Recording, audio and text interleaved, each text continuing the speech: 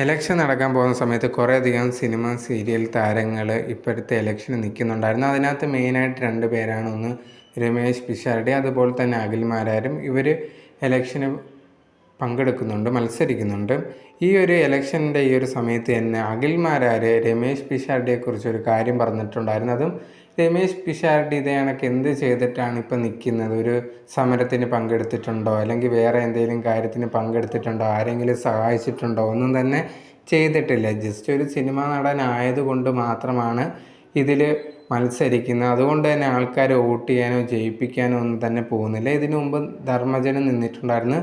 എന്നിട്ട് ജയിക്കാൻ പറ്റുമോ എന്നുള്ളൊരു കാര്യമാണ് പിഷാരടിയെ പറ്റി അഖിൽ മാരാർ ചോദിച്ചിട്ടുണ്ടായിരുന്നത്. എന്തായാലും ഇപ്പോൾ ലേറ്റസ്റ്റ് ആയിട്ട് ഇതിനെപ്പറ്റി പിഷാരടിയുടെ അടുത്ത് തന്നെ ചോദിച്ച സമയത്ത് പിഷാരടി പറഞ്ഞൊരു കാര്യം എന്ന് പറഞ്ഞു കഴിഞ്ഞാൽ, അദ്ദേഹം എന്ത് പറയുന്നു അതെല്ലാം അപ്പോഴ് കുറച്ച് കഴിയുമ്പോഴത്തേന് മാറ്റി പറയുന്ന ഒരു വ്യക്തിയാണ്.